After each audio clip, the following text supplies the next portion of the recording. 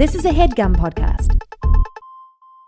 Hello, boys and girls. Today's episode of Cloverfeels is brought to you by Tidal. Now, Tidal is a global entertainment platform built for fans directly from artists around the world. Tidal members enjoy exclusively curated content that directly connects artists with their fans. Tidal aims to provide members with the best content exclusively, whether it's a new album, music video, live stream, interactive experience, or chance to win tickets to concerts and events. Tidal and artist owner Lil Wayne are partnering to promote community service among college students by rewarding them for making an impact in their communities.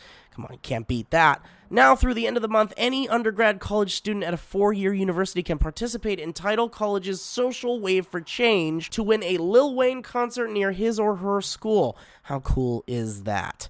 Is your college making a difference in your community? Well, share your community service photos or videos to Instagram or Tidal's Facebook page. Use the hashtag TidalXChange. That's hashtag TIDALX the letter X, and then change, for a chance to have Lil Wayne perform at your school. Now, to enter, students can post a photo or video on Instagram or Tidal's Facebook of them completing some kind of community service using hashtag TIDAL, the letter X, and change. A panel of judges will choose the finalists, and then the public will get to vote on the winner. See, guys, it's just like a democracy. Finalists will get a Tidal silent disco event at their school, and the winner will receive the Lil Wayne concert. That's a big deal. That's like in the 80s movie when you were the coolest kid in school because you brought the freaking band to the party. So go to Tidal.com or check out Tidal's social channels for more information. And just in case you forgot what they are, it's at Tidal on Instagram. That's TIDAL.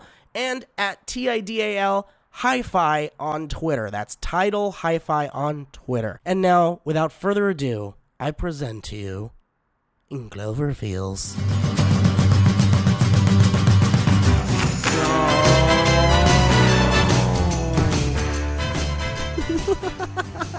See you next week, everybody. Guys, Could I start this podcast with something that has nothing to do with the movie whatsoever? okay, but Let's just have there's a lot of exciting stuff that's happened, but sure. We're going to get to all of Okay, it. all right.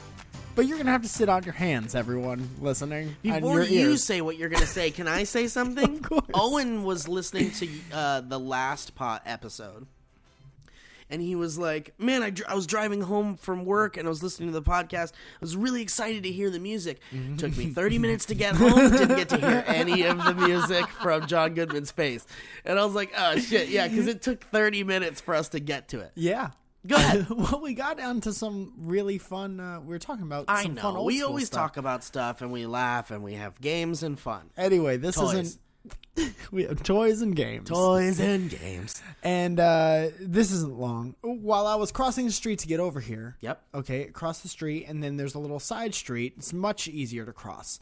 But in this particular situation... Oh, right. I think I know what you're talking about. The street that you live on, the little dead end. Yeah. So I took 2 steps off the curb, and this lady looking directly at me zooms to the intersection. Right? So she doesn't want to wait for me to cross, which I get. You know, it's Saturday. You got places to and she's more important than anyone out on the road. I've been here for 3 years. I now know that everyone is more important than me, or at least that's how they act. And that's fine. Of course. This is Los Angeles. She doesn't almost hit me or anything, but very aggressively, doesn't want me to pass.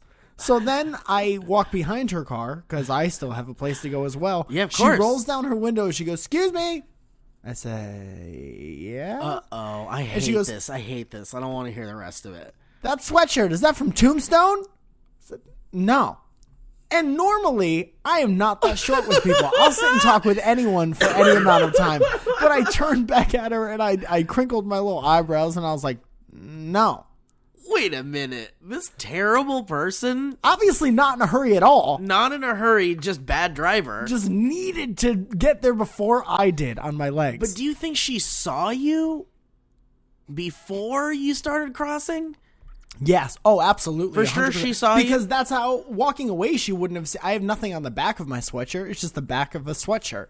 But on the front, it has a nice little, it says, what the fuck does this say? Something I'll always be your deputy. It's a deputy. What is it? It's a hide and seek sweatshirt. What is that? There's a friend of mine who makes really cool shit. Oh, that's cool. Yeah. This sounds like a really well crafted ad, but Yeah. it's not. Anyway, I just thought that's either like try to hit me and be mean or be nice and let me go, but don't confuse my friend Mike. Hey, listen, drivers in LA, don't confuse my friend Mike with your aggression. The second And time then I almost ask got questions that are nice after that. Please, just please. Just please don't scare my friend Mike into thinking he might die in the road, and then ask him a nice question about his clothes. You're going to get a short, snippy answer. This was a good PSA. I think we needed it. I think it was a good way to break up the excitement of what's going on in the Cloverfield world. Yeah, right I like now. to spread awareness and make everybody wait for what they tuned in for. Listen, I'm gonna kind of do the same thing though, because I feel bad. I'm not gonna tell a story, but I appreciated your story, Mike. I'm just not condescension or anything. Thank like you that. for letting me tell it. I want to do something that maybe some of you know I'm gonna do, which is Take a BuzzFeed.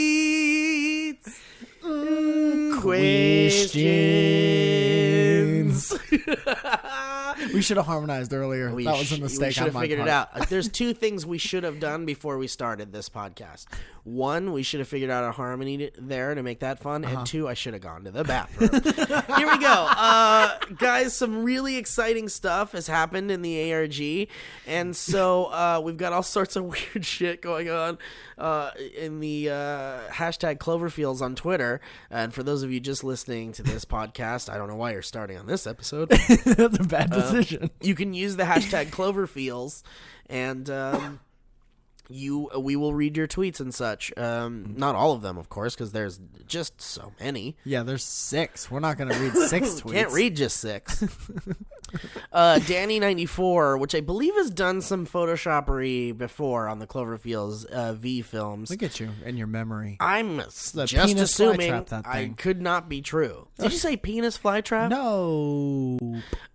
This image is really hilarious. He made a Photoshop image, and I know this is bad for podcast to try to describe an Let me image, describe it to you. but it looks like the scene in Reservoir Dogs when Vincent Vega, or when fucking John Travolta and Samuel L. Jackson come in, and Samuel L. Jackson does the righteous man speech. The path of the righteous man is beset on Reservoir Dogs or Pulp Fiction? Pulp Fiction. Pulp Times. And it's like a couple of images of that, but it's spling ding, and it's me and the Cloverfield monster. And we're knocking on a door, and the next frame is Mike down on the ground with me pointing a gun towards his head, and it says, "Say it again, Lil boy." And then he says, "Swamp Pop is in game," and then I fire at him, and so does Clovey. We both fire at you and murder that's very you. aggressive. Can I say something Not immediately yet. to the contrary? No, because It has to do with this. Go ahead. We should. Okay, let's go ahead and open this up. Oh, no. It's not time to open that up? No, Is that not what you're I'm going to talk wrong, about? Because I would have fucked up your flow. No, go ahead. You want to talk about Swamp Pop? Yeah, it's in game. That's Do you remember all I'll that say. song the other day where the girl was like, "I'm sick of hearing about Swamp Pop"? Yes. That was a Guess nice song. what? Hold on a second. I still don't think it's in game. Okay, you can. What think makes you that. think it's in game? Just because of the bottle on top of Yes, the mound of the 100%. coordinates? All right, we'll get to that in a second. Okay, I still don't think it's in game. that's Here we go. fine. Uh, I hate you, dude. Chris Michaels at Chris J. Michaels says, "Theory: Mew is Megan, and she doesn't like her dad, and doesn't want to be there. Her mother is right." Wait, hold on. What's her character name? Not Megan. What is it? Tillery? It's like Michelle or something like that. Oh, okay. Tillery. Tillery Elizabeth Winston. Tillery Jenkins? Brandon McPherson at Superbrand55 says, "There might be better podcasts than Cloverfields, but do other podcasts talk about farting into a container to save the human race?" I'll put it to you. Nope. Yeah. Yeah. Dare you to find one. Sebastian Mierhoff at Sebanem says, "I just ordered Cloverfield thanks to Cloverfields. I'm not usually into horror movies, but this ARG is too fascinating." Agreed. Right? Totally awesome. That's what got me into the first one. I didn't give a shit. Yeah. Actually, Also, I did give a shit because it was kind of amazing to see the head ripped off of the Statue Yeah, of that Liberty. trailer got me right away, man. Yeah. We've talked about this. Mm-hmm. Ryan Faroki, Rhino Balls, a fan of SourceFed and a good friend of the old SourceFed friends, tweeted out an image saying, "Holy crap, this flashed after the trailer at a Texas theater, and it's John Goodman sitting with his pants off on top of a bucket." But it's like really well done. It's really well done. Yeah, Ryan's good at Photoshop. It is great. He's been killing it, man. So many things. Oh, here we go. Josh Fletcher. Yeah. Oh, he's great. Also, I guess he sent us some Slusho employee badges or something, and we were supposed to get them, but we at SourceFed, we don't send people to the P.O. box every day. They just go for like a lump, a lump trip, like once a week. Leisure. Yeah, once a week, I think. And so we will probably have someone run to the P.O. box next week to grab those. And also, if you guys want to send stuff to us, I don't know why you'd want to, you can use the SourceFed P.O. box, which I'm going to pull up right now. You haven't memorized that? You've been at SourceFed for 27 years? No, I would not memorize it. The SourceFed P.O. box is... I'm going to cut this part out. If you want to send us some stuff, it's Attention SourceFed, 6433 Topanga Canyon Boulevard, number 805, Canoga Park, California, 91303. Anyway, so Josh Fletcher at Joshua Fletcher tweeted, Owen P. Carter, hey, for pushing that podcast album idea for Cloverfields, you the real MVP.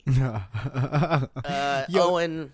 Go ahead. What were you going to say? Oh, we are so polite to each other. Of course. It's too much. No, we can be polite. We're I'm friends. sorry. Oh, no, I'm sorry. Oh, boy. So Josh Fletcher, I was checking my Snapchats this morning because I forget that you could send them directly to people, and I never reply or whatever because I just forget it exists. That's bad. And he was the one who made the Vanessa Carlton Cloverfield. Oh, really? remix. That's Yeah. great. And the Snapchat was just in handwriting, #Cloverfields, and then I forget what the caption said, but it was just his arm with a lighter. It was a video of his arm with a lighter with that song playing in the background. Like our album is good and he's lighter? Yeah, it was like he was at our concert. He was holding up a love lighter it. to his own song. Into it? Love the it? best. Happy about it. I love it. Daniel Hopkins. Oh, and Owen Carter is the guy that came up. He's my roommate and friend and editor at SourceFed Nerd, and he came up with the idea for John Goodman's Face album. So you can thank that asshole on Twitter at Owen P. Carter. If you, I didn't know Owen had a Twitter. You didn't know he was an asshole? I knew that. Oh, you knew that. You I just didn't know he had a Twitter. He was an asshole on Twitter. Yeah, he's got a Twitter. I Like that. 4 followers or something. Daniel Hopkins at Real D Hop says, this ARG is awesome. He's got a theory that he wrote on a notepad that he screenshotted. 10 Cloverfield Lane. What if Radio Man's daughter died and it sent Radio Man over the edge? He saw the car wreck with Mew and drags her into the shelter, and in his mind replaces his daughter with Mew. Then he just keeps getting crazier and crazier because of his need to protect her from what's going on outside. Then we spend the rest of the movie thinking this dude's insane and Mew has to escape. Then Mew escapes, only to find out that everything Radio Man was saying was 100% true. Mew dies, causing Radio Man to go insane. I don't know about the very, very end, but I'm totally with all the other stuff. Agreed. Especially because there's been no anything from Megan, and there's like his weird. All of that makes perfect sense. Yeah, it sure does. Stephen DeBeer at Stephen DeBauer What's says... that, a Frank name? What is that, France? Says, at Cloverfields, hearing Steve just deny Swamp Pop now that we know it's in-game is probably the funniest thing ever. #Cloverfields. Sling ding. Sling ding. Yeah, sorry. We're going to talk about how I still believe it's not in-game in a second, and I got a good one. And finally, Dallas Lynn, who are you on Twitter, tweets a screenshot of their note saying, on the promo poster for the movie, it says monsters come in many shapes. That leads me to think that we won't see any monster, and it is just John Goodman's character that has completely lost his mind. Maybe his daughter Megan died in the original Cloverfield movie, and he just couldn't handle it. Okay, So thank you for all your tweets. I'm sure there's many more, but since this is a bonus episode, we kind of want to get right to the meat and potatoes. Yeah, I love both of those. We don't want you guys to be salivating with an empty dish. So basically, so thank you for your tweets. And again, you can use the hashtag Cloverfeels if you want to tweet at us some goodness. And also, we have an email account. If you don't like Twitter, you think it's a dumb bunch of crap, you can send us things in our email, which is cloverfields@gmail.com. Okay, so let's jump in. Yeah. Can we jump in? Yes. Wow. So people are crazy. So by the way, I don't know, man. I mean, this is a... Never mind. I was going to do kind of like a toot my own horn kind of situation, but it's... For what? It's because I was going to say, man, I called it that those images were coordinates. Yeah, you totally but did. But like, you know, I'm sure 100 other people called it. Oh, so too. I should do it. Hold on, wait. Let me just start by saying, you fucking called it, man. Hey, thanks, those man. Numbers? Oh, the numbers. When you were like, their coordinates?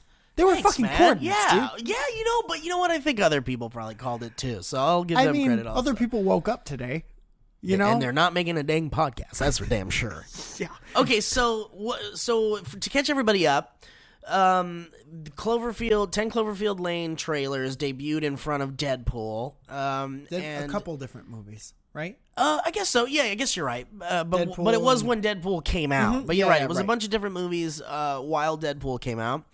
And there were 5 different trailers for 10 Cloverfield Lane. Mm-hmm. And the only difference was at the very end, there would be a flash on the screen, and it would be the flash of an image, and there was 5 of them. So there was really no way to like kind of gather all 5 of them, and people were taking pictures in the movie theater, and the images were too bad quality to really figure it out. So, like an angel in the night, Paramount Pictures released separate YouTube accounts for each image. For each image that was displayed on the screen. One YouTube account is called Parachute Pants, one's called Navy Football, one's called Sailor Monkey, one's called Flotation Vest, and one's called On Deck. And now these are all in line with the images we all saw, but now they're super high quality. Mm-hmm.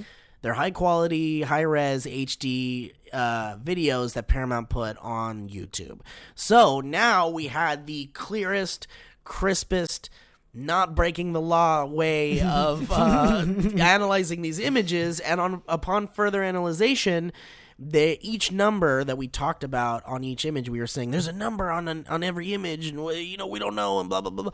Each number pointed to an actual real life location in Louisiana, in Covington, Louisiana, and some super brave person in the 10 Cloverfield Lane subreddit. That is a good way to put it. Right? Because I did not think of that until right now. Very brave. Right? Yeah. How brave of that person to go out in the real world. Guess I'll just go to these coordinates. Just see what's up. This person who's named Mugen's Keeper, who is getting much praise on the subreddit because you're a goddamn rock star. Yeah, he's doing great. This person, along with another user named like Smoking Monkey or something like that. Mm-hmm. There was another user who helped the Mugen's Keeper figure out the coordinates, and then they were talking to each other via text. Were you going to say in cahoots? They were in cahoots. Yeah, they were in cahoots. And Mugen's Keeper just so happens to live in Louisiana. Oh, yeah. So we've got a dude on the inside, and this is why this is... How happy was that guy? He's like, shit, I'm right here. I'm right here. Yeah. And awesome. How awesome is it that, like, Paramount and Bad Robot sent somebody, or maybe they have someone in Louisiana that they know to, like, figure this out? I imagine they put somebody on a plane from New York City. Right? And they're like, you got to do this. I think this is so awesome. Guys, yeah. I know we're always S in their D's over here, the Paramount people. Who cares, people. Man? Dude, it's a podcast about one movie. I know. And that's like, who cares? Mike, isn't it cool, man? There's no other movie that does this. Yes, you're right. And it's so cool, and this needs to be like recognized. People need to know about this. Here's what we need to do. Not end the podcast. We need to do it every day forever until everyone knows. I think that's a bad idea, but I think a good idea would be to use our social reach Yeah. to like spread the good word of Cloverfield and spread the word of all these bad robot people who are like rocking it and doing some really cool shit. So anyway, this Mugen's Keeper guy went to the coordinates, and lo and behold, dramatic pause, on the exact coordinates was an empty Swamp Pop bottle. And the apologies start. Oh no. No. Hold on, I'm not done. I'm about now. Definitely No, I'm not going to apologize. Okay. Yeah. Definitely not going to admit Swamp Pop is in game. Yeah. All I'm going to say is again, this is in line with my original theory. Or this is in line with my original comment. Which is fucking Swamp Pop is in the movie. Yeah. 100%. Right. It's in the movie. Right. Okay?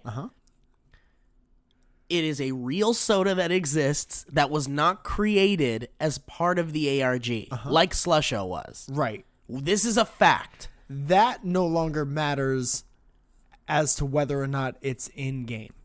What does matter as to what... Yeah, it does, because it's a real thing. It's a real soda. MySpace is a real website before they put those fake profiles on it. All right, good point. But, Would anyone have found that if it weren't for that marker? which brings me to my point. What else could they have put there? Anything else? Like what? A little fucking Eiffel Tower, a puzzle, a bunch of puzzle pieces on the Sure, ground. but they're in An infinite Louisiana. amount of things. But they're in Louisiana, and they've got... Well, if they put a puzzle piece, it would probably blow away in the wind, or like no Several one would puzzle find pieces. that.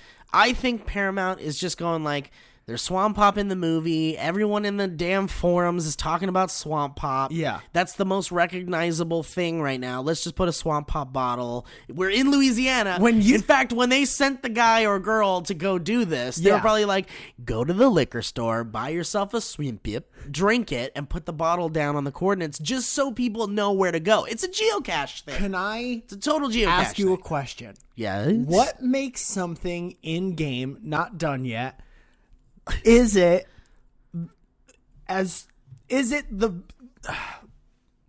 when something is a part of a plan made by one of those companies, the ARG marketing companies, does that make something in game? Do you know what I'm saying? I see what you're saying. Okay. Oh, all right. So as soon as the marketing boss says to Leo boy, Leo girl, go to this and do this, put a bottle down for does this. that not You is know that what? not the definition of? Because if the bottle's not in game, then the fucking survival kit isn't in game. Then you know what? All right, then allow me to alter my. Let me make a formal alteration. I don't of my need an opinion. apology. I just need you to Definitely agree never with me. going to apologize, but I will say this: maybe Swamp Pop has somehow weaseled its way to an in-game position now. Now they're like skeevy about it. Like, Yeah, because I feel like from the start they were just riding the ARG train. Yeah, Those fucking cousins. We're just Jeff like, and Steve. hey man, they used our drink in the movie. Remember what drink? The Swamp Pop. You fuck. Hey, hold on a second. Yeah, what? What other drink could I be talking about? You fucktard. First of all, you know I don't like that word. I'm sorry. You know I don't like I'm sorry. I'll never use it again. Second of all, how the fuck is this the third time we just wake up naked in a library? Let's not talk about that. I'm sick of it. Okay, listen. We'll get to that later. We'll go to the doctor and we'll talk about it. Love you. They used our drink in that movie. Remember? Kind of, yeah. What? That movie was called like the Cellar or some shit. Yeah. Okay, so check this out. Shh, I know. Shh. Sorry, we're being a little loud. Someone's reading a book over I've here. been whispering the same amount. I know, but it's weird because someone shushed us. Okay. What if it turns out that people are like really into this movie and they've like turned it into a Cloverfield movie now and people saw that our drink is in the trailer? Yeah. So what if we like fucking do some cool shit? Like what if we fucking do some shit? Is this gonna sell more soda? You know what, fucking I gotta talk loud. What if we do some shit and we gotta, sell soda? We gotta go. We gotta get out of Well, here. let's get out of the library, but what if we do shit so we can sell some more pops? Yeah, whatever. That's what I gonna, think. Okay. I've always thought that. I really don't believe Paramount wanted these people involved in the ARG from the start. And I think that since people were like doing it and making it part of the ARG and they did the puzzle piece shit, I think that made it in-game. Because think about it, like everything else that's in-game, just hold on a second. Everything else that's in-game pertains to some sort of like Cloverfield thing. Satellites, the things that the train track situation, everything else. I ripped the bottom of my pants. has been part of the universe. I feel partially responsible for the rip in your pants. No, that's me. That's all me. I'm a grown man. You didn't have a gun to my head and tell me to rip my pants. You didn't hold up a notepad. You better rip those pants. You didn't hold up a notepad that said, rip your pants right now. Rip pants. And then point at me with your other finger with a real stern look. Yeah. Everything else has been pertaining to the universe of Cloverfield. Swamp Pop is a thing that is not Slusho, was not pertaining. Slusho, if it was Slusho, it would be so much better. That's just my opinion. What about the puzzle company? Right? The puzzle company wasn't made by J.J. Abrams. They're like, we need a puzzle. That puzzle just happens to be in-game now.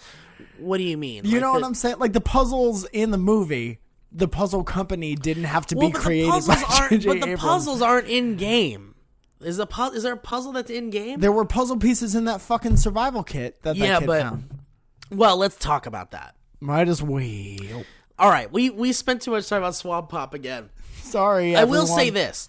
Maybe now this fucking Swamp Pop shit has weaseled its way into the ARG, but I will never give it the credit for being part of it from the very start. I think they weaseled in. They wanted to sell some sodas, and they just jumped on the ARG chain. In fact, I think they game jacked.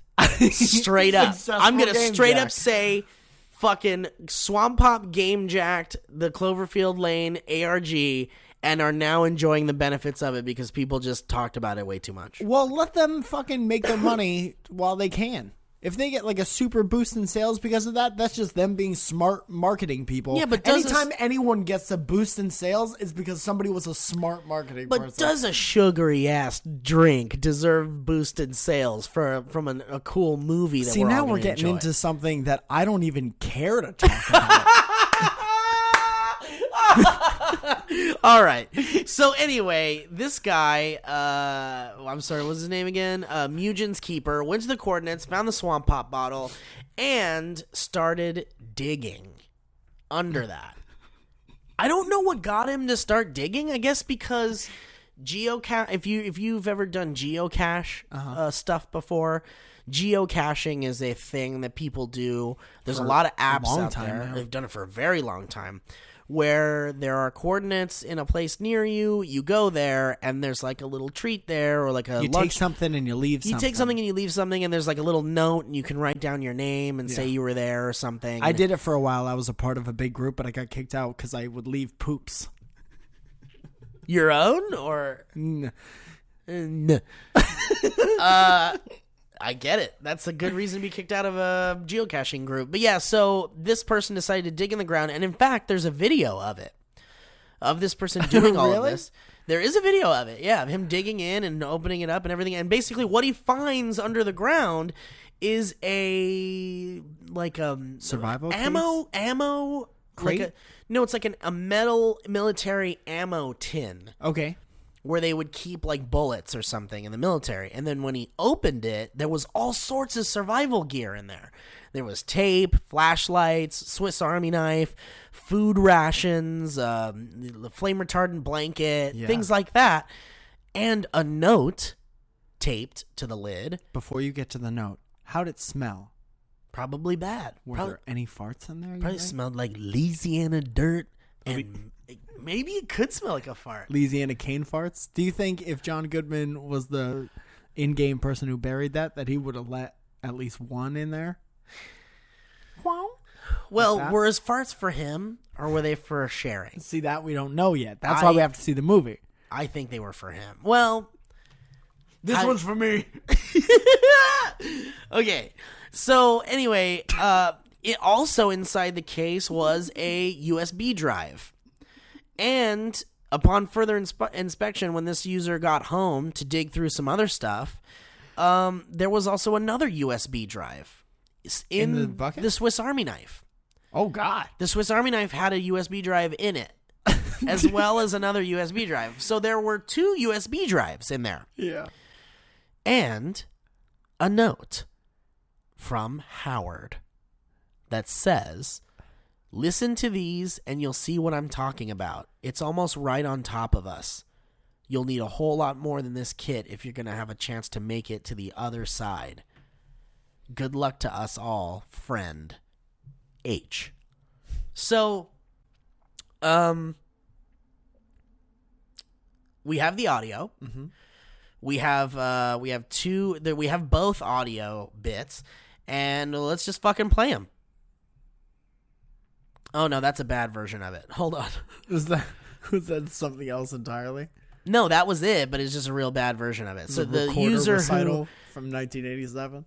The user of the guy that posted this, you found like a really quick way to get the audio to us by recording it on a YouTube video, but after he actually got the USB drives into a computer and stuff, we got the actual files. Cool. So hang on. Let me cough into mic real quick. Cool.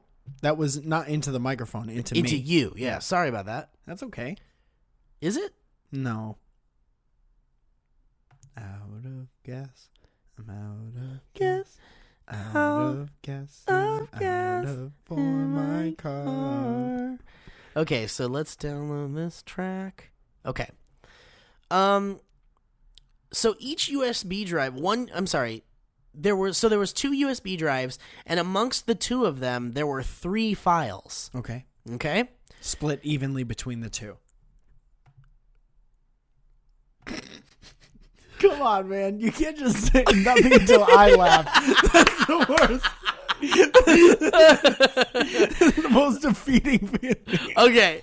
Because you know that I think everything I say and is I funny. thought it was funny too, but I had to hold it back to let the silence hit.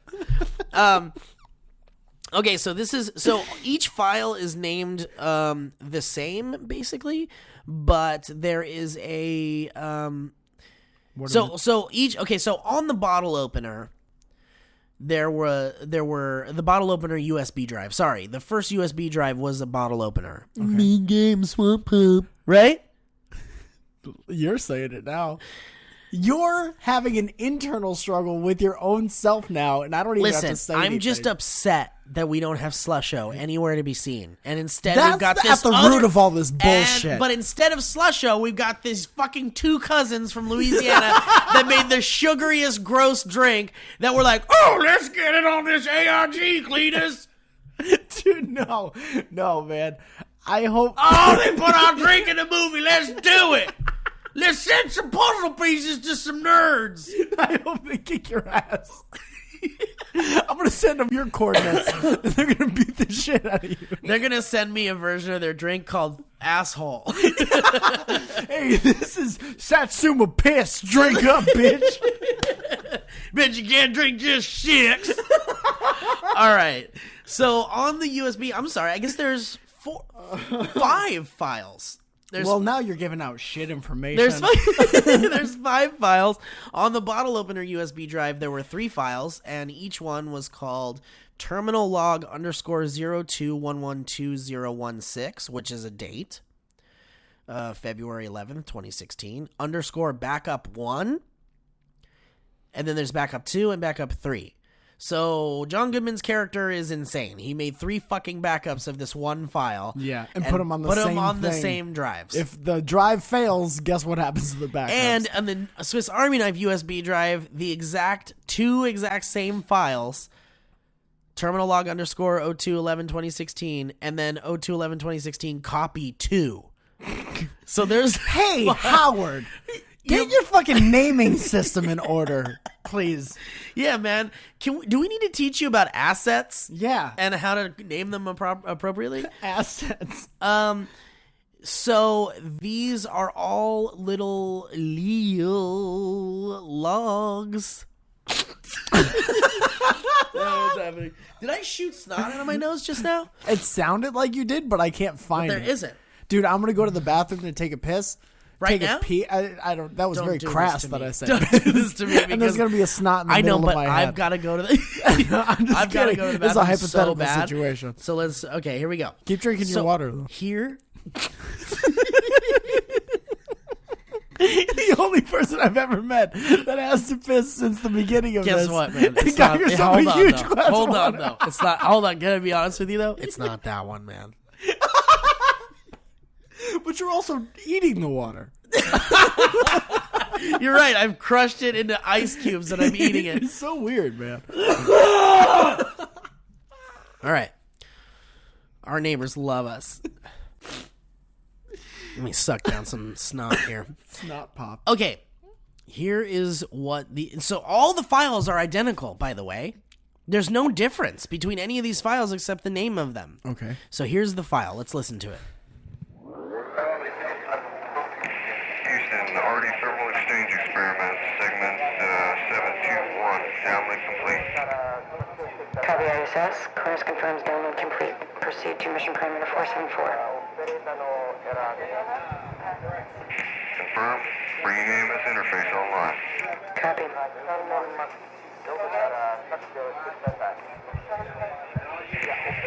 Yeah, Houston, be advised. AMS data is outside expected parameters. Reinitializing access. Copy. Confirm angular velocity. Reinitialized access resulted in no change to anomalous data. Sending downlink. Downlink confirmed. Is Zodiac reachable? We see it. Cronus is analyzing. Looks like a localized burst of magnetic energy. It's not consistent with anything I've seen before. Flight, this is Capcom.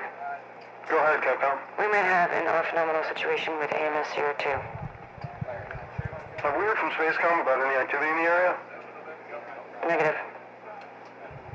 The data stream is intact, so it's likely not equipment failure. Check with ESOC and Tsukuba. Find out if they're seeing the same thing we are. ISS, it doesn't appear to be equipment failure. Yes,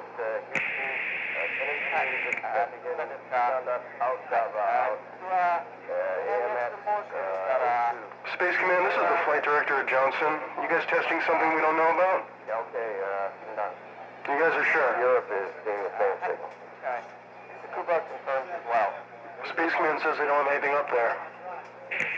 We're seeing another burst in the signal. This one is bigger. It would have to be something really big to generate this kind of magnetic field. Can you get a visual on the AMS? Yeah, Renee's looking now. Yeah, Capcom. Renee thinks he saw something, but...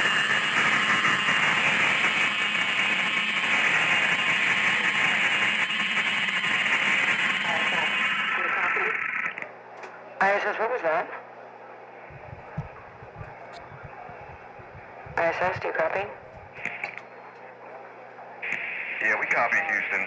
There was a flash of red light that seemed to come from everywhere, and then it was gone. Copy ISS. Everyone okay up there? Yeah, more or less, Houston. Tell me clear it up. ISS, flight would like you to execute procedure 2380A and scrub this from the mission logs. Wipe the signal, please. Notify ESOC and Tsukuba to disregard. Confirmed, Houston. Hello,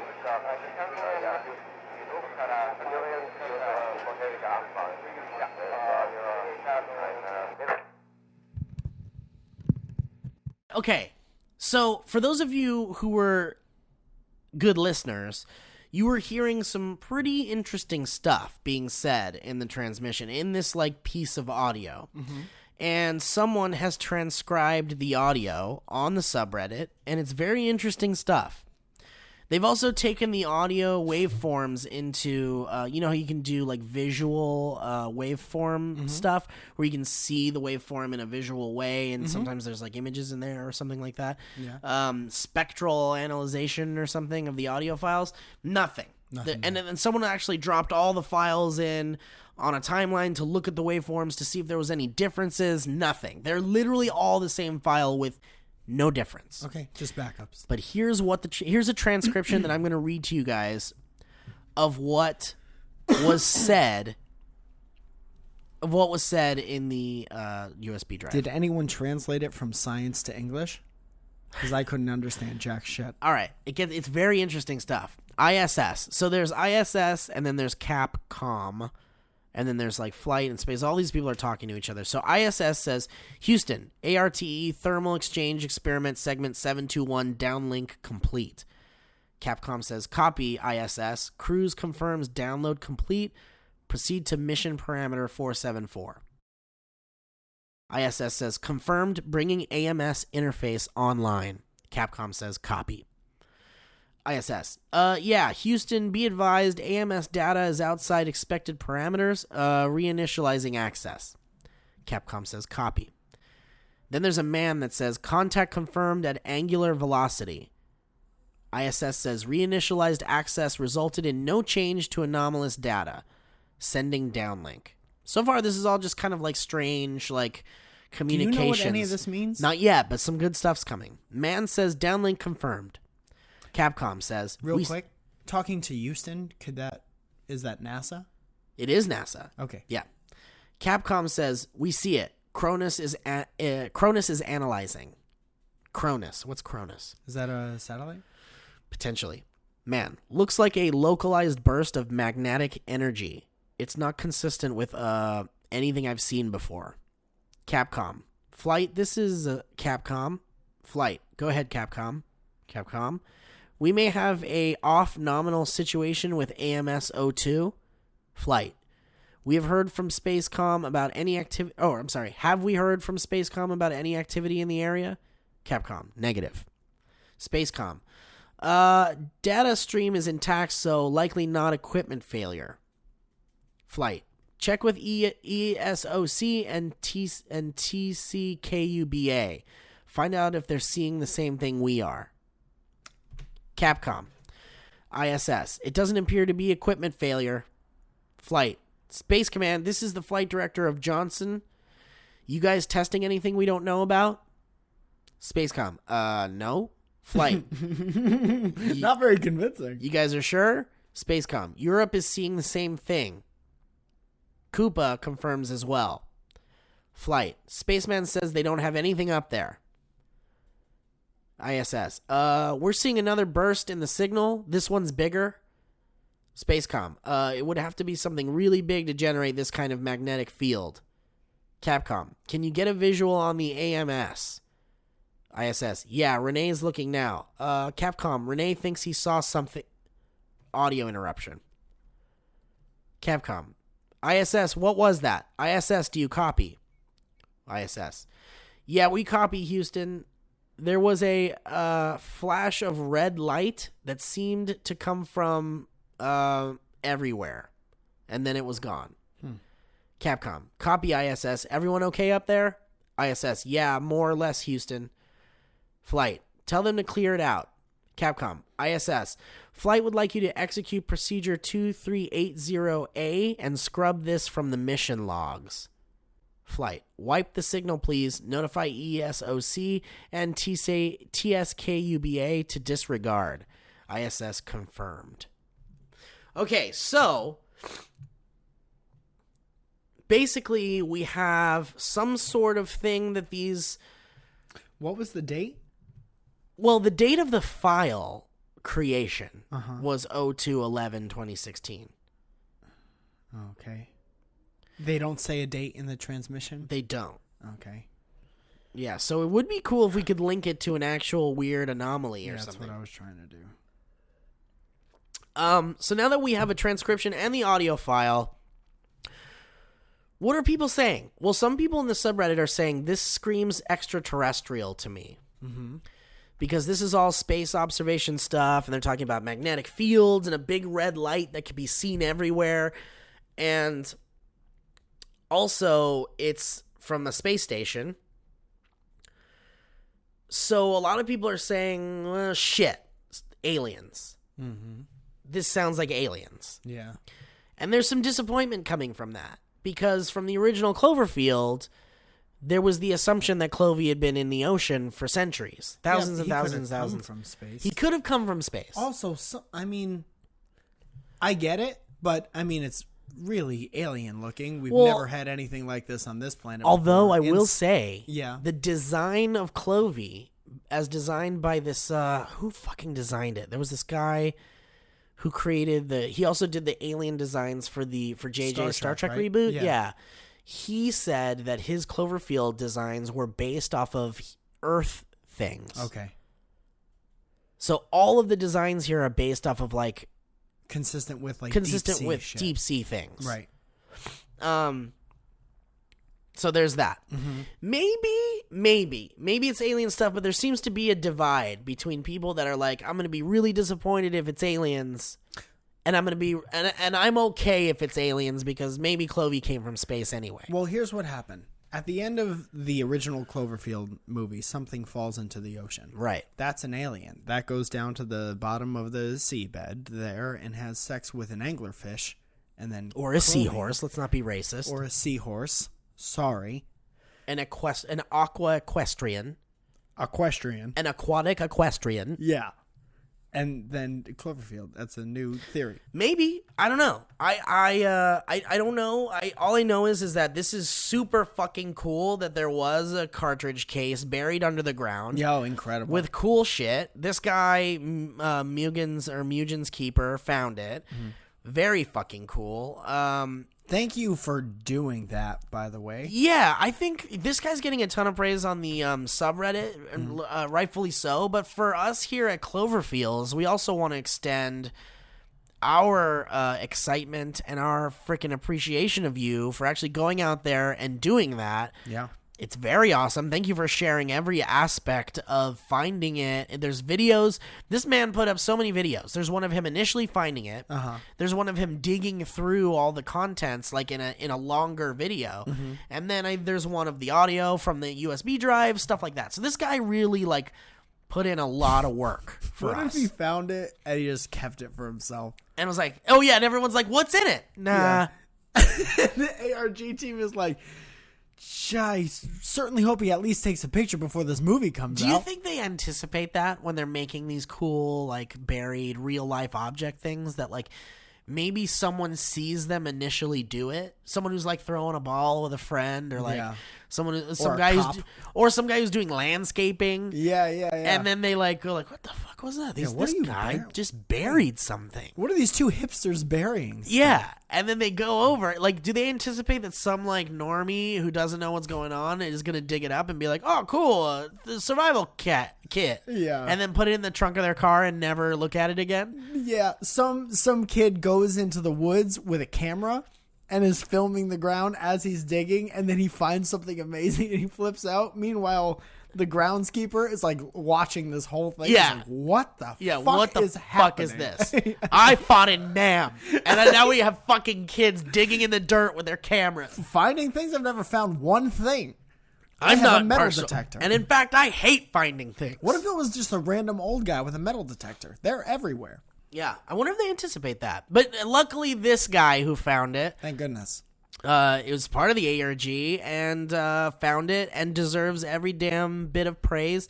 And I want to say thank you for doing all this work and putting this on the internet. You're an amazing person, and you're the reason for this bonus episode of Cloverfields. How'd they know about the order of the coordinates?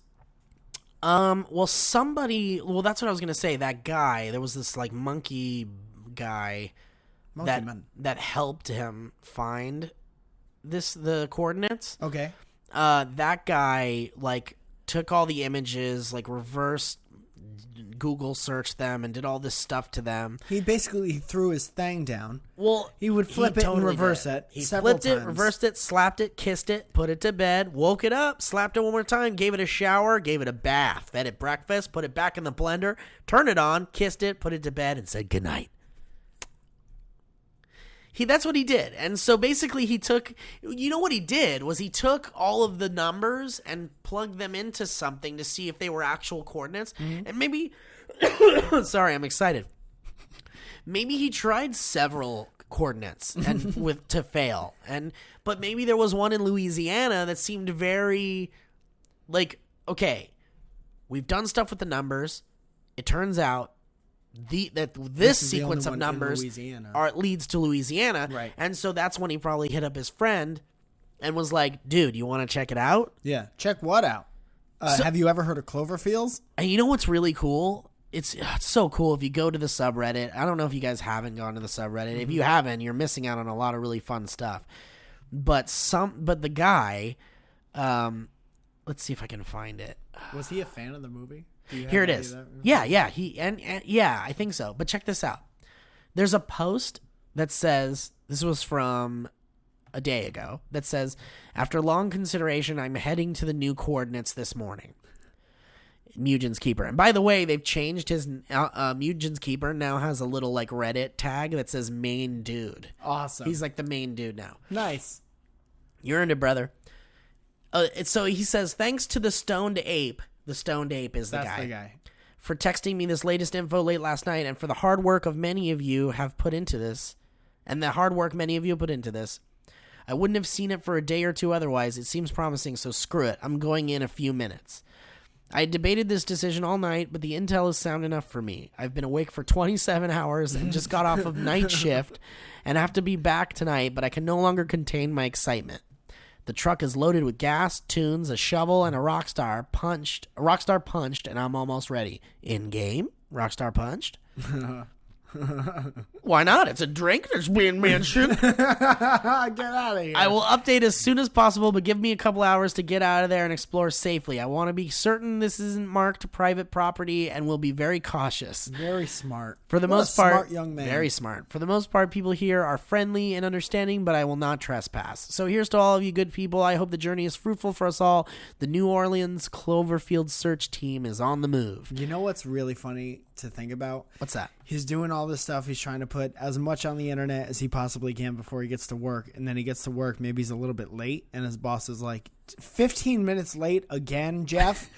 And you he's know like, what, man? You don't understand, dude. I'm a main dude. Yeah, on but you know Reddit what? now. And his boss is like, what the fuck are you talking about? What if his boss is like, listen, man, you always seem like you don't have that much sleep behind you, and you always and this is just the last straw, man. I think I'm gonna have to let you go. What if he fires him because of this ARG? Yeah. And the guy's life spirals down into a terrible That would be situation. horrible. And he just listens to this recording over and over. And he's like, again. but I'm the guy. But I'm the guy. And he's like on the street drinking Swamp Pop.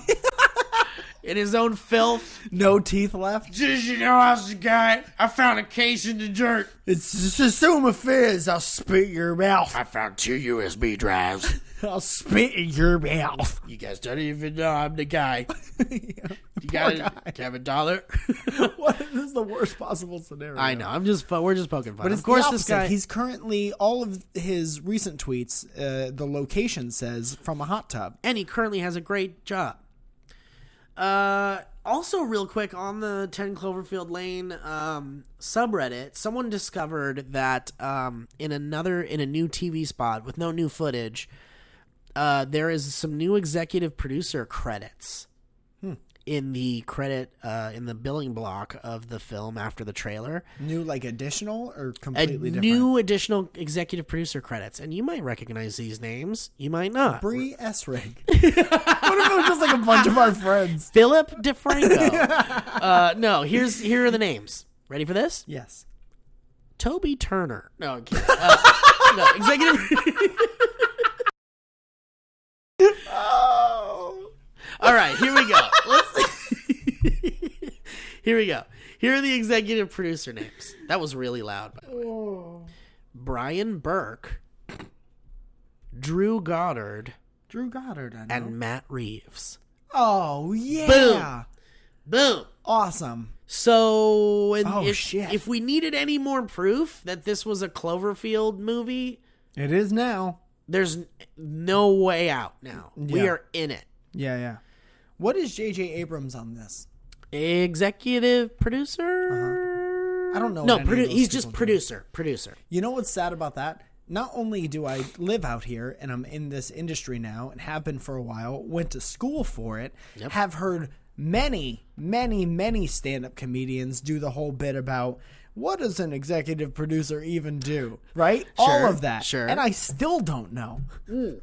All of it. Well, producer and executive producer is a role in the film where they mostly deal with money stuff. They kiss the money. They kiss the money, they see the money, and they have maybe like a say in some of the creative.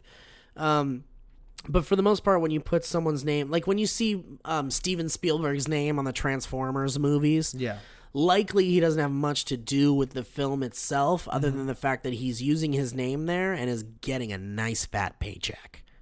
Cool, I want to do that. I want to executive produce the next Transformers. But honestly, this is my jaded Hollywood hipster version of what an executive producer and a producer is. They're real jobs, and sometimes they put in a lot of very hard work. Yeah. And if it wasn't for them, the movies would suck. But in some cases, it's kind of like, I'll throw my name on this if you want this to make some money. Yeah, I just want to thank Steven Spielberg for making Cloverfield so awesome. I want to thank Steven Spielberg for making the Transformers films.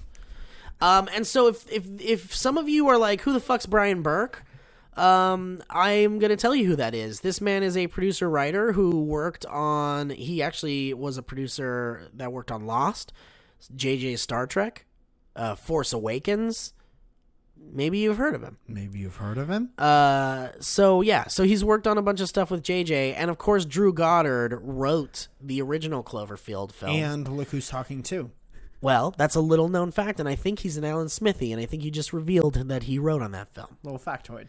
And of course, Matt Reeves directed Cloverfield, the first Cloverfield. So he was also, little fun fact, Matt Reeves, if I'm remembering correctly, was the dude in the original trailer who said, I saw it, it's alive, it's huge. Yeah. And I think he's the guy at the end that also says it's still alive. Cool. He got a lot of voiceover stuff. He's in there. In that particular project. So, guys, let's wrap this up, because I think we've talked about all there is to talk about. Oh, also, in the case, sorry, someone's probably been screaming at their goddamn computer monitor or their iPods or whatever they're listening to this on.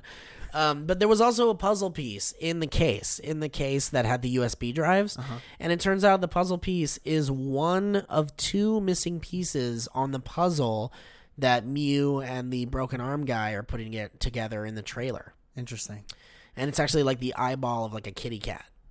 Beautiful. So anyway, how did they find the case again? How did he know where the case was? There were coordinates from the flashing images after the trailer. Yeah, but when he went to the woods, when he went to the coordinates, how did he know? There was a bottle of Swamp Pop. Oh, okay. You just wanted to know? Oh. Yeah, could have been anything, let's be honest, but they had to put something recognizable there. But it wasn't.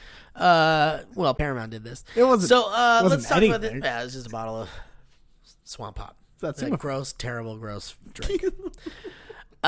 So before we go, I kind of wanted to throw out a theory really quick. Something that's kind of like been bothering me since we've been really digging into the ARG and like thinking about the movie and thinking about things like that. Okay, so I just want to present this to you, Mike, and to the audience. This is my favorite part, the theories. Thanks, man. Yeah, I like having fun with stuff like this. And also, you guys, if you want to participate in the theories and throwing theories at us and such, you can use the hashtag Cloverfeels, or you can send us emails at cloverfeels@gmail.com. So help me out here, guys. Tell me what you think about this, or like I have like a something to present to you. Okay.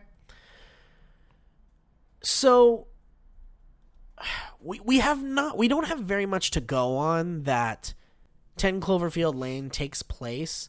We don't know what time frame it takes place in based on the original Cloverfield attacks.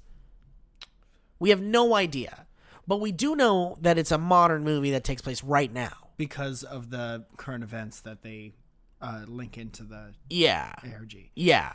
And because, John Goodman's character is talking about current events that are happening right now. Okay. So with that said, 10 Cloverfield Lane takes place in the present day, in 2016. We can assume. So, are we to assume that, like, these characters, Mew included, John Goodman's character, they have to be aware of the attack in New York with a fucking giant monster, right?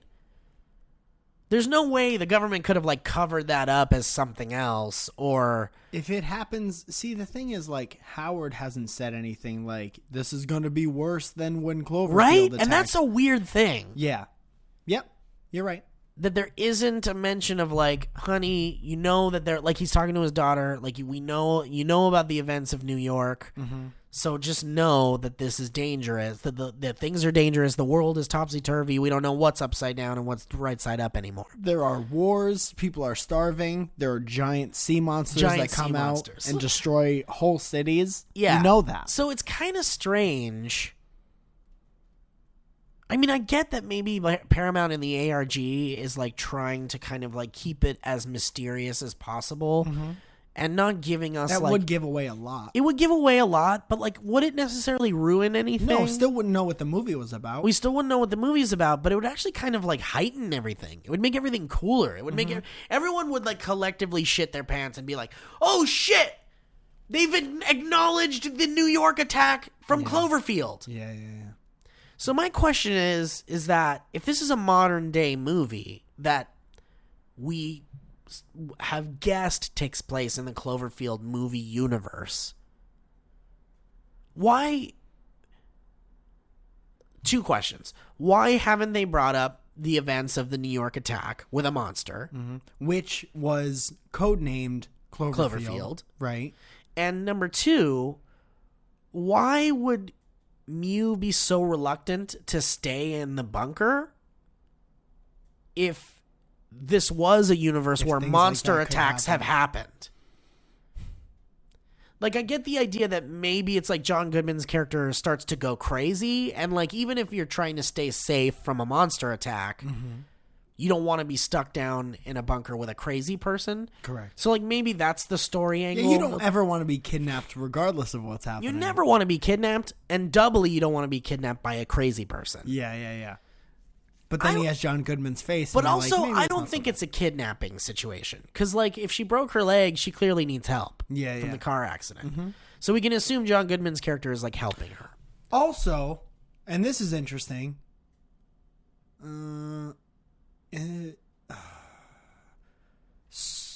if he's not crazy, why wouldn't he bring her to a hospital? Does that mean hospitals are closed for some reason? That's a great question, I can't draw any conclusions. This is kind of like movie. This is 10 Cloverfield Lane story stuff we're getting into, which can only be like speculation. But I can only assume that yes, there probably are still working hospitals in the beginning of this movie. But why? But John Goodman's character is fearing for an attack. So when he sees this girl hurt, he's probably thinking, there's no time to get this girl to a hospital. Okay. I've got to bring her down here and take care of her, and I'll take care of her. Yeah. Which is fine. That's all story stuff, and I'm okay with that. What I'm kind of like suspect about is, I mean, I guess if John Goodman's character starts to go crazy, you don't want to be stuck in a bunker with them. But like this reluctance we're seeing in the trailer from Mary Elizabeth Winstead's character seems like, don't you remember there was a monster attack in New York? And you see that in her? I see that in her actions in the trailer. Like, she seems reluctant to get the fuck out of the bunker, right? I guess. Or no, not reluctant. She seems eager to get out of the bunker. She seems eager to get out. Yeah. So, with John Goodman's insanity aside, wouldn't she want to be in a bunker if there's, like, a world where a monster attacked New York, like, 8 years ago? I don't know. I don't live in that world. I don't know. Yeah, I don't know. Just food for thought. Shit. Just something to throw out there. Yeah. It's just weird that, like, this brings back the idea that the Cloverfield title is potentially like a new anthology Twilight Zone series that Paramount is establishing. If that's true, and this movie has nothing to do with the original Cloverfield movie other than they share the same name, then that's going to be slightly disappointing, but not fully disappointing. Well, I mean, it could still be a great movie. It's essentially doing the same thing that the first movie did, but it's starting from scratch again. Right, with a whole new incident. Right. This kind of brings me to an idea I had a while ago when Lost was like such a huge thing, and I loved Lost. Remind me what Lost was. Well, Lost was a TV series about a boy that lived with 3 other girls. And a man would knock on your door, and he'd be waiting for you. He'd be squat pop singing. And nobody knows the rest of the words of this song. Three's Company 2. Do. It doesn't matter, dude. If you're in a band, as long as you end on the same lyric. I guess you're right. It doesn't matter. Yeah, okay. Here's what was an idea I had. Because remember in Cloverfield there was like the Dharma Initiative. Do you know at least a little bit about Lost, Mike? No. Okay, so really quick, in this show Lost, there was a group of people that called themselves Dharma, the Dharma Initiative. Okay, great And name. it's fantastic. And they're a group of scientists that would search the world for anomalies and like weird things, and then they would establish themselves there to like study it. So in the Lost universe, they went to the Lost Island. Do you remember the show was about a magical island? Yeah, at least? I get all that part. Did they have like a symbol? They did have a symbol. What was the symbol? It was like a what's the symbol of a stop sign? Like hexagon. It was like a symbol that was in the corner in the first Cloverfield. Yeah. So I always thought it would be cool. I think we've since figured out that when the Dharma Initiative logo appears in the Cloverfield movie, I think we've now found out that it was just like JJ throwing in a nod to Lost. Yeah, he said that. Yeah. Like, that's all it is. It's just like, here's a little nod to Lost. Maybe, he likes to get people thinking, and he likes the mysteries and stuff. Yeah. So, like, from his perspective, it was like, well, let's throw a little bone to the Lost fans, and, like, maybe they can speculate and have fun with that. And I like that. I love that. Yeah. Because it makes nerds like me really excited. It makes me come up with ideas like this. And so an idea I had was, and this will never happen. Maybe it'll happen, but I've always wanted them to take the idea of the Dharma Initiative and branch it out into like a spin-off series where there is this company of people that are obsessed with finding like strange things in the universe. Like X-Files. Like in X-Files. And they go and they study it and they figure shit out. And I would have loved to have seen a series like that. Wasn't Fringe supposed to be like that? I've never seen Fringe is kind of like that. Fringe is like an X-Files-esque type thing. They do like multiverses and there's monsters and like aliens and stuff. But yeah, that's what Fringe is basically. But I always wanted them to do something with the Dharma Initiative because it would connect it to Lost. It would connect it to Cloverfield. Yeah. And so I was thinking like, how cool would it be if like the Dharma Initiative ended up being like a bigger part of this? But that'll never happen. But I always thought that was a cool idea. Yeah. But wait a minute, Dharma and Greg was a TV show like Roseanne. My John Goosepants farts. In game. But anyway, I don't know. I'm just throwing out these ideas here. I just think if 10 Cloverfield Lane ends up being part of a bigger anthology of movies, that's cool. I'm into it. But I feel like at this point, since they haven't mentioned Cloverfield, the Cloverfield monster, or the events of 11808 or the events of the film in this ARG in any way, I find that to be kind of strange. I have the one thing that we can hold out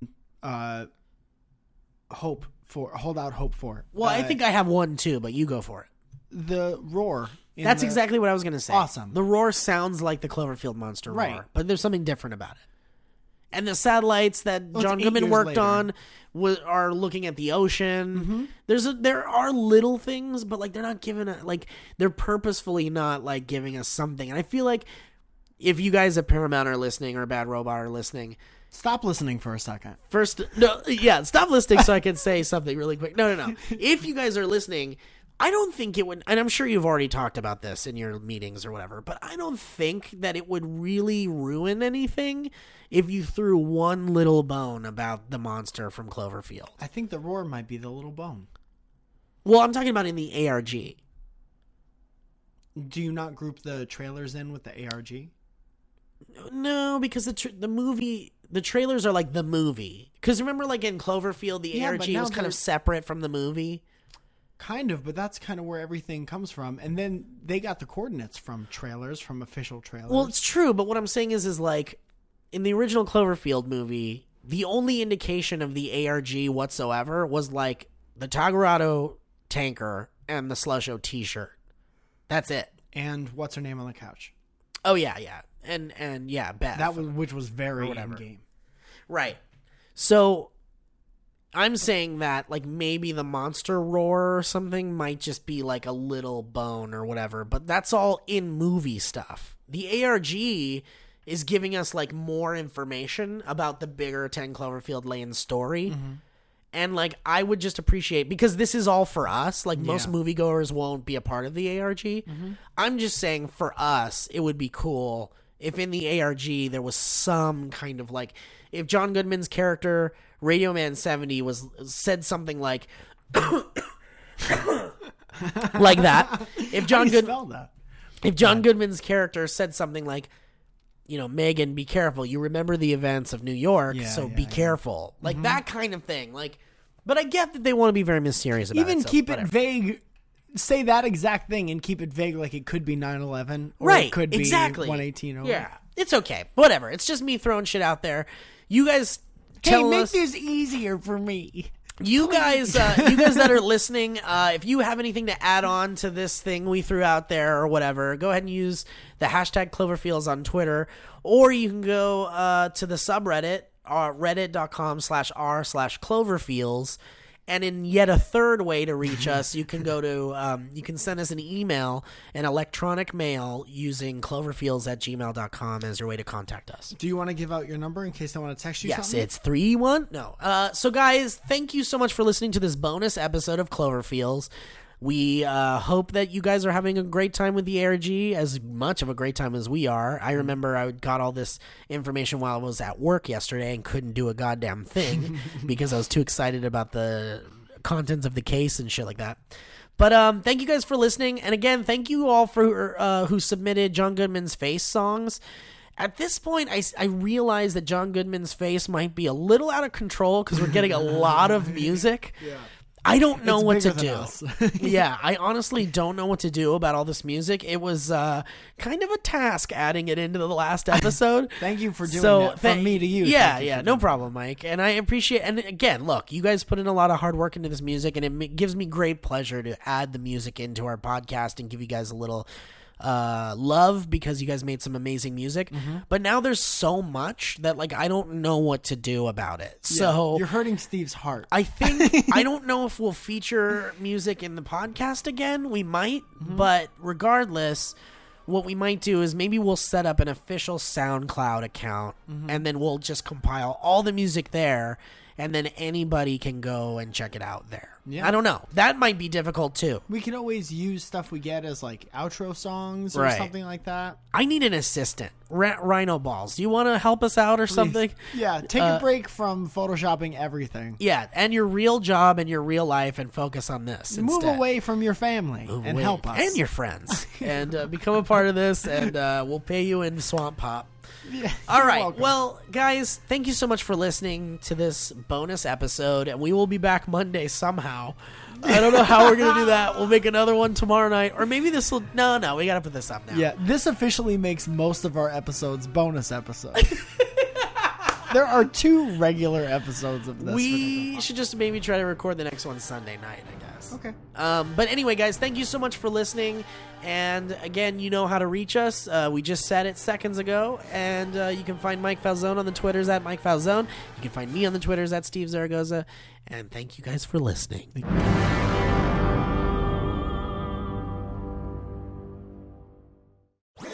That was a HeadGum podcast.